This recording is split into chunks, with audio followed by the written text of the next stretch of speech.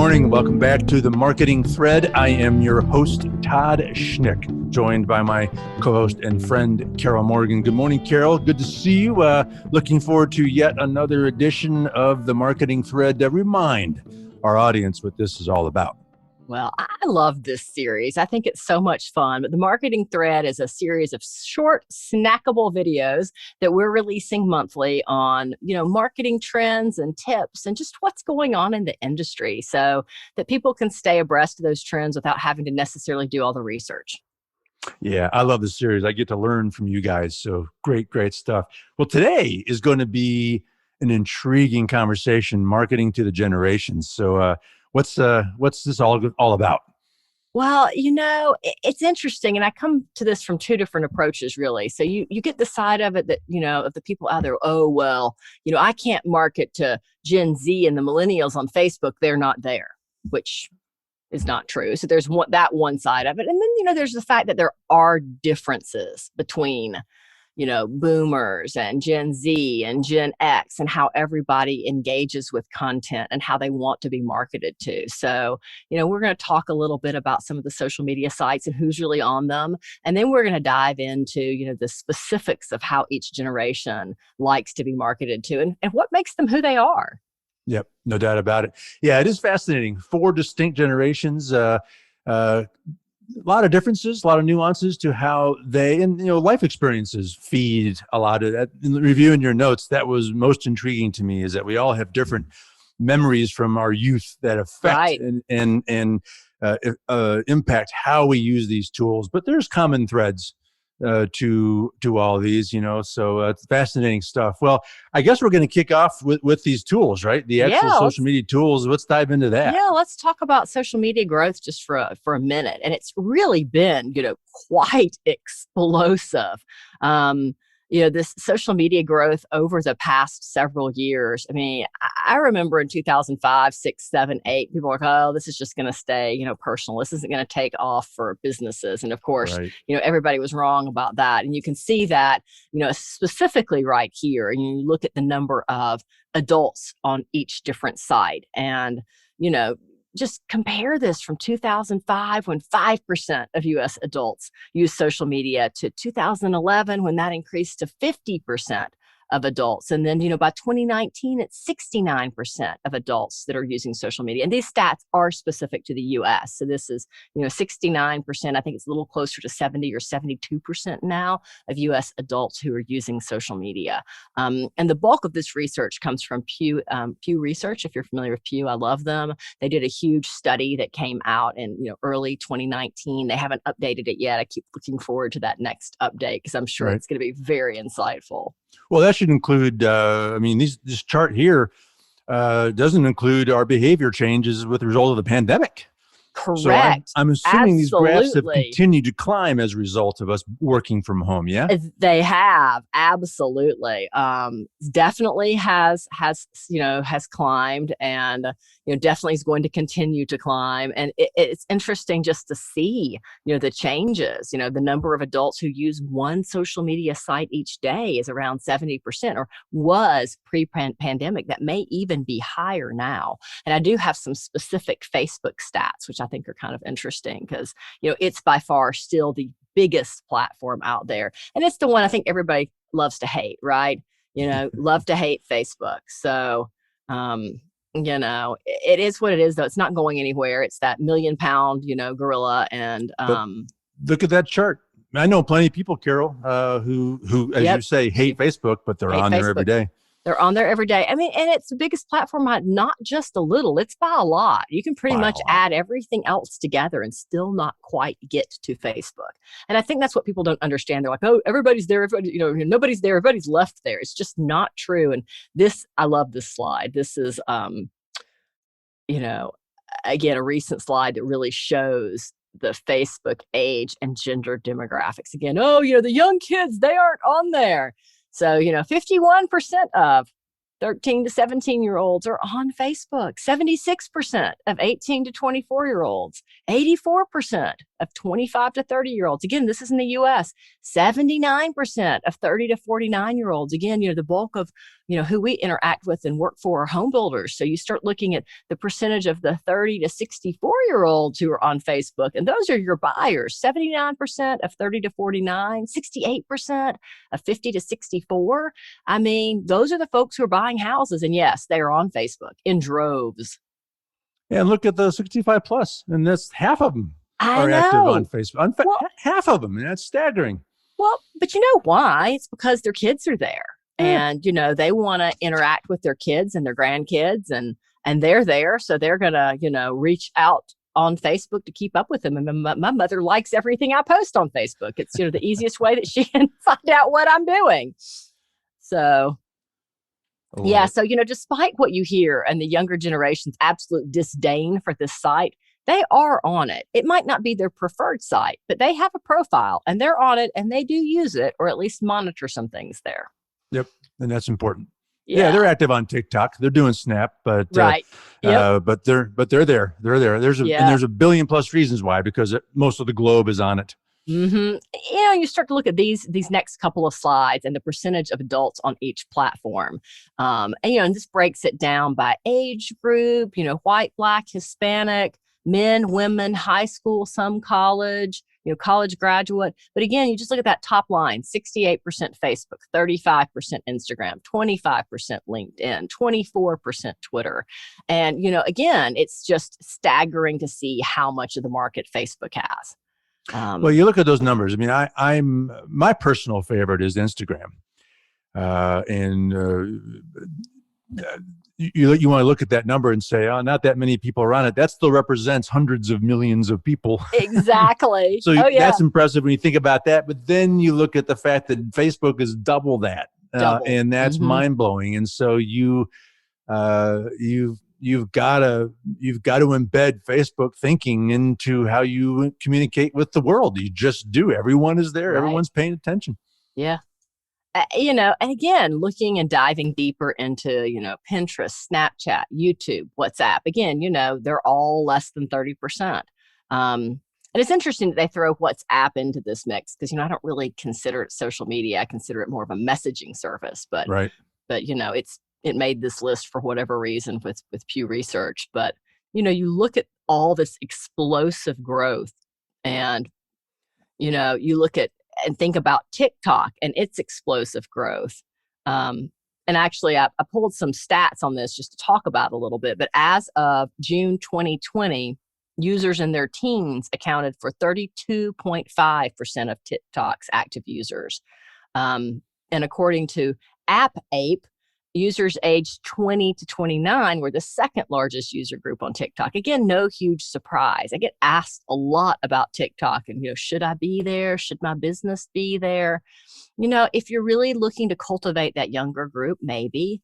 It's really a hard site to have a third-party person help you with. If you're going to use TikTok, you're going to have to use it personally. And you need authenticity brand. there. You really do. Exactly. Well, it's just so hard. You can't, you're shooting video and, I can't do that for a client in Pennsylvania from Georgia, Right. So they would need to do it speaking for of video, themselves. look at that YouTube number. I mean, so I know, that crazy. When you're thinking about your content 73%. strategy, we got to do video. There's a lot of people on YouTube. Yeah. And then, like me, when I do get on YouTube, I go down that YouTube wormhole and hours looking at stuff, so you want your stuff found there because people, once they get in, they don't leave.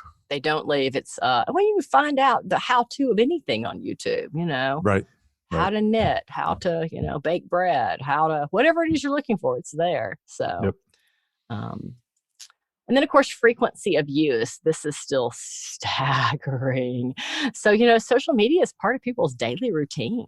There's a number of people who wake up and before they even get out of bed, check their social media sites.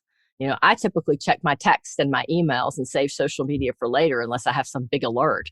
But I know there's a lot of people who, we're all married to our phones. So, you check that and look at that before you even get out of bed. And again, 75% of Facebook users and 60% of Instagram users visit these sites once a day. That's just staggering. I check it right before I go to bed, and it's the first thing I do. And if I'm awake at night for whatever reason, By God, I'm checking out my social media Right. sites, so I am there all the time.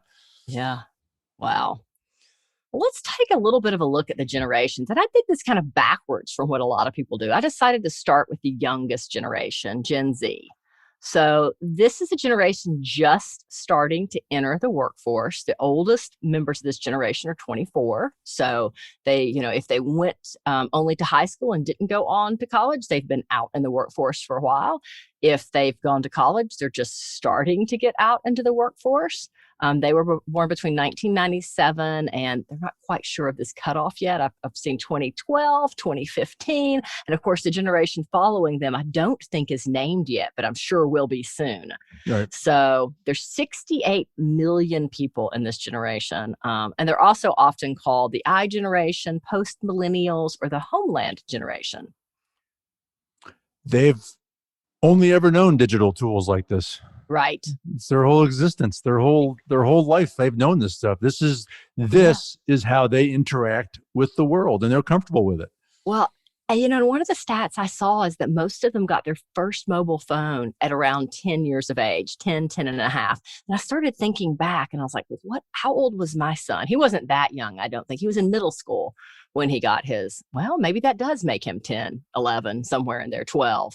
But, middle school when he got his first phone. But, they grew up, they're digital natives. They never knew anything else. They grew up playing on mom and dad's iPad and tablets and Kindles and, laptops and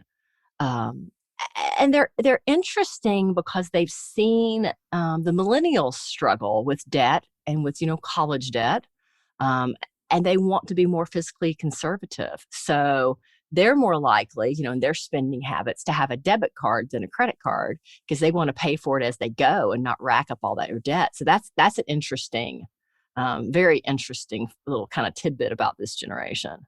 Yeah, they are more fiscally conservative, which is fascinating. And some will say that they're more politically conservative, but we'll see how that bears out. The world will shape some of those. But I don't know. Looking at some of these notes, they do spend a lot of time on their phone, and that you could say, well, that's not healthy. But point here is they're on that phone, and so when you're thinking about reaching out to them, you got to recognize they're on it a lot.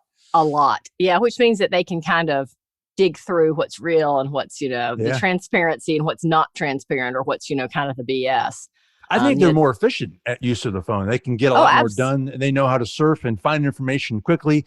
I joke about my wife, who was a sourcer for recruiting. So she was able to dig and find information quickly. She can find things on the internet lightning quick. Takes me a lot longer. And the point is, this generation gets information there, knows how to do it, and gets it fast, and they know what they want. But think of the difference just in research between their generation and our generation. I mean, we know how to use a card catalog. We know what microfiche is. Oh wait, I have one on my desk. We know what a paper is.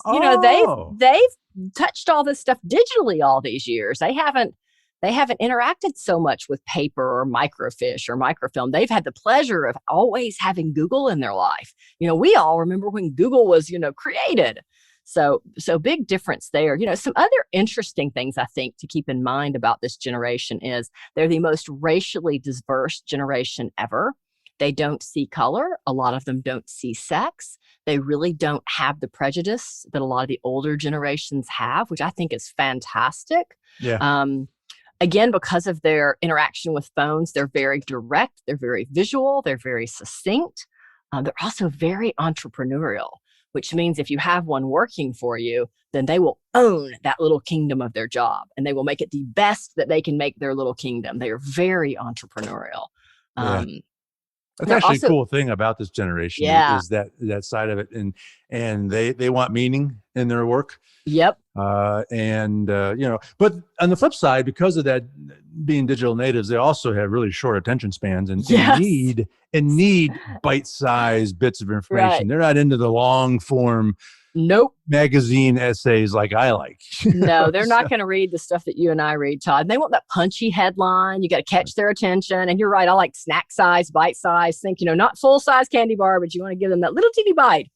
So, and obviously very, very mobile focused. Can't lose Right. sight of that because Right. they're not at all interested in, a desktop computer unless they have to use it for work. That is just not their thing. Right. Um, so they're really an interesting generation. I think it's going to be fun to work with them more. I've got a couple of them on staff, and I have found them just delightful. So Yeah. I'm excited about that. Yeah. And millennials, are the ones that get all the airtime, right? We all been talking about millennials forever, and part of that's because there's 72 million of them. This group is between 25 and 40 now. They've been called Gen Y, Gen Me, Gen We, Echo Boomers. 95% of them will still watch TV, but they're very in favor of cutting the cord. Yep. So they're, streaming services, which of course, again, the pandemic has caused us all to just flock to streaming services, right? And I think that's going to be a trend that continues even once, life is back to normal, whatever normal looks like in the future. Interesting to me. We touched on this earlier that global events have affected these generations. The millennials, if you think about it, they've actually had a pretty tough go of it. I mean, the centerpieces of their existence were, the Great Recession, and you go back to 9/11. They Yep. remember that from their youth. They're going through this pandemic. So you do have to keep that in mind. That's how they view the earth and its existence, and they look at things through a different kind of lens than say you and I did, because you and I Right. didn't go through those kinds of things in our youth like that. So Right. that's and that does shape their buying patterns and You're their thought process. So it's absolutely. fascinating to Yeah. understand that. I think it's really interesting. And you think about what has shaped their buying patterns, part of that influence is that they put their trust in brands that have superior product, which is why they love Apple and they love Google. They seek digital products to help manage their banking. They're really looking for, things they can do on an app or things they can do on a phone, because that's what they're very comfortable with. That's their go-to. So Well, and if you study financials in the money pages, there's a reason why Google and Facebook and Apple and Microsoft and Amazon are these big tech conglomerates that are dominating and continuing to thrive and grow. It's because these millennials really believe in those brands and buy into them, and they're the yeah. foundation of their existence. Well, I must be a millennial too, because I love my iPhone. I got to tell you, and gosh, they're so expensive now. You spend twice as much on an iPhone as you would a laptop or a desktop. Right, So, right. But but you know, that's you're okay with that. yeah, That's now part of, you accept that when you're right. buying that kind of equipment. Yeah, the other thing that I think you and I may have in common with them, especially at the end of a day of being on Zoom all day, I just get to the point I just hate talking on the phone. Yeah. They don't like to talk on the phone. It is not their go-to. They want to text. They don't want to talk. If you call them, they're just as likely to text you back as they are, to respond. I mean, they're probably not going to call you back. They're going to text you back, or they're not going to respond at all. Um, and that's something to keep in mind, as a business, that's the platform they're really comfortable with, is text. And then probably their next one would be email. But, they don't really want to talk on the phone. So if you're trying to sell something to a millennial, even if they've given you their phone number, you might want to text them versus calling them. They're giving you the phone number not to call. Right, They're giving exactly. you the phone to text them. And in my business, I'm exploring ways to ramp up the text driven Right, communications. I mean, that's just what you got to do to reach that market. right. And Absolutely. I think Gen Z is to some extent focused on that as well. But I also have heard that they've kind of shifted back a little bit more towards phone friendliness. But Yeah. millennials, they're text only. Yeah, they're absolutely text only. Well, let's talk about our generation, Gen X. We're often called the forgotten generation. It always makes me so sad. We're the latchkey generation. We're the I want my MTV generation. Yes. So, 41 years old to 56 years old, there's only 65 million of us. So we literally get forgotten. I think it was CBS that forgot who Gen X was on a report a couple of years ago. They reported on all the different generations and literally left Gen X out. We were like, good grief. Our generation still reads newspapers. There's clearly a few on my desk. Magazines will listen to the radio. So we haven't all jumped onto all the streaming services. Although, again, I think that the pandemic has fast tracked that, just like it did so many trends. Oh, no doubt about it. But yeah, no, I still subscribe to actual paper magazines and periodicals and love that. And, I'm okay with the fact that some of the stories I will read there are a few weeks old. Right. Or maybe they were written 3 months ago. Right. Yeah. So Gen Z and Gen Y, the millennials, they want fresh, hot stuff now. Right. Yeah. But us old coots, we're okay with a little slower pace. Yeah, we're not that old. So, the other unique thing I think about our generation is we adapt really easily to new technology because we grew up with the emergence of the PC and we grew up in the .com, generation and the cell phone introduction and all of that. So we're very technology savvy, although we might gravitate slightly more towards traditional media than some of our younger counterparts.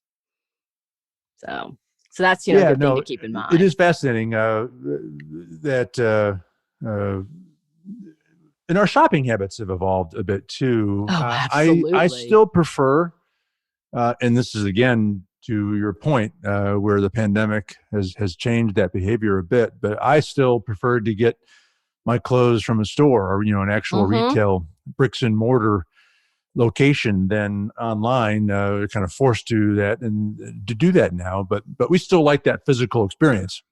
Yeah, and that's so true. Even grocery shopping, I'd rather go. Yep. I'll make my list. I want to go to the grocery store. I want to pick out my stuff. I don't want somebody else picking it out for me. And I don't go very picky often. On my fruit.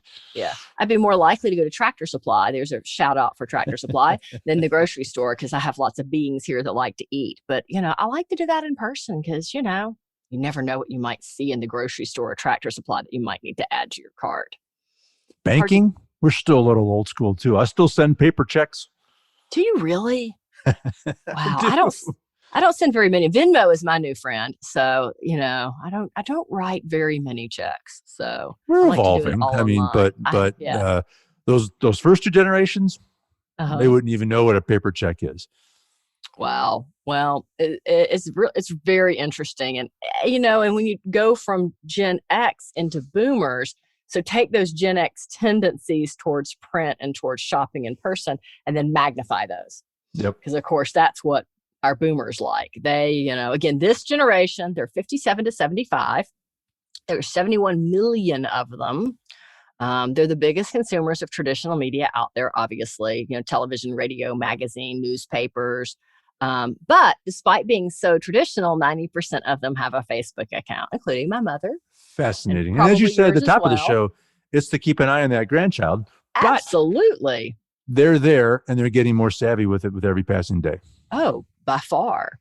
Again, they prefer to shop in person, not online. They're going to be ones that are going to want to talk to you on the phone. They want to see you face to face. If they can't see you face to face, they want to talk on the phone. And it's actually interesting. They still prefer cash in many instances to credit cards, especially if it's a purchase under, $5 or $10. They're going to prefer to use cash. They actually still have cash in their wallets, which most of us don't. Again, COVID probably has impacted that some. So, all of these stats that we're talking about are really pretty recent, but, 2020 stats that came out during COVID don't really tell us what the impact of COVID was. They do use email and will video conference. And again, COVID has really greatly helped with that. Many of them know how to use Skype now or Zoom now or, some of the different platforms. So don't ever underestimate their tech knowledge. That's the biggest, I think, problem that the other generations have is they just assume, oh, they're old. They don't know how to use any of it. And that's so not true. Just always ask them, what are you comfortable with? What's your preferred method of communication? Can I text you? Can I, email, call? What do you prefer? Because most of them text now too. Yeah. And in terms of their worldview, we've been talking about how each generation has been shaped by different events. Right. Boomers have a pretty intriguing, eclectic mix, right? I mean, they grew up with parents who lived through the Depression. So the Great Depression of the 30s, and so that shaped their early childhood. But then there's the post World War II optimism, then the Cold War, and then you get into the 60s hippie movement. Uh-huh. And Yeah. so, I mean, it's just been fascinating, the different things that have affected how they see the world. Right. And our Gen Zers, they don't really understand that 60s movement, but Right. there's some parallels there. I mean, so Yeah. these boomers aren't these old fuddy-duddies who don't have any sense of individualism or uniqueness or boldness or challenging authority. So there's some intrigue with these boomers. I mean, they've got some interesting world shaping events that do Right. inform their consumer behavior. And you're absolutely right. And I think it is kind of a contrast comparison between the millennials and the boomers, because both of those generations really like craftsmanship, reliability, guarantees. They're really focused on value for their money, product quality. um and I guess we all are to some extent, but they're not going to be as swayed by the latest bling bling. They're going to Right. really look for that quality product like Apple or Google. So Yeah, and that they're probably slower to change. right. The younger generations, they'll be happy to shift to a different product if they think it's better or better for the environment or whatever. Boomers more likely to be loyal longer term to a product or a brand Right. than the younger folks. Yeah, and I think another thing we haven't really touched on, but especially our younger generations, if they're buying something, and especially, well, even if they're buying it in person, they're going to go research it online first and look at reviews. And Yes. this is something that I think has trickled across all generations now. Reviews have become so important. People aren't just going to go out there and buy something without reading reviews. I mean, when was the last time you bought like, you don't have a car anymore, but a TV or a washer or a dryer or even a new phone without looking at reviews. Well, the boomers will recall all the angst over buyer beware, Right. because you walk into that car dealership, you have no information, and you're at the mercy of that skanky car salesman. Yeah. But the modern generations, now it's seller beware, because they are armed with all kinds of information and on their phone, and they can do it in real time. So Right. it's an entirely different buying Yeah. mentality between, say, Gen Z and the boomers, in terms of that buyer versus seller Yeah. beware. Fascinating. Yeah. And you're so right. You think about even just the car shopping process and the fact now that all these cars have a Carfax on them, and you can look up and see everything that's ever been done to that car. Yeah. Yeah. It's because it's all logged now. So it's really, really helps to shape that. But I guess at the end of the day, we all have lots of similarities. I think COVID has fast tracked a lot of things. But everybody is online somewhere today. You probably have a better chance of reaching boomers than anyone else through the newspaper. But for the bulk of the generations, everybody's spending some percentage of time online on social media. Everyone's there. And if you had Everybody's to opt there. for one, I would recommend Facebook based on Facebook. your Yep. statistics, because everyone is there in some way, shape, or form. And that's now embedded, frankly, in our mindset, right? I mean, Yeah. that's just we can set aside for another day the conversation, is this the right thing for us to be doing? But Right. fact remains, Yeah. Facebook is a key source of information and Is connection, is where we and are. And a and lot of social people get media. their news there too, Oh yeah. You Yep. look at the surveys on social media use and the news, and the bulk of news is read on social media now. Yep. So Yep. it's all Absolutely. been very interesting. So Is all fascinating stuff. But we could talk for absolute hours on all this, and it'd be interesting to see if we get any feedback on this, where we need to drill down on something here or there. But there are nuances to each of these generations that do in fact affect and inform how you go to market with them, and what tools and strategies. So it's fascinating stuff. Carol, if anyone needs to connect with you to ask some questions on this or learn more, what's the best place for them to do, and where should they go? well, I am so glad you asked that, Todd. They can always find me and find the Denim Marketing team at denimmarketing.com on the internet. We are at Denim Marketing on all social media sites, so you're welcome to reach out to us and follow us there. And of course, you can always call me at 770-383-3360. I am at extension 20. All right. Well, that wraps this edition of the Marketing Thread. Thank you for tuning in and paying attention, and we'll look forward to seeing you next time.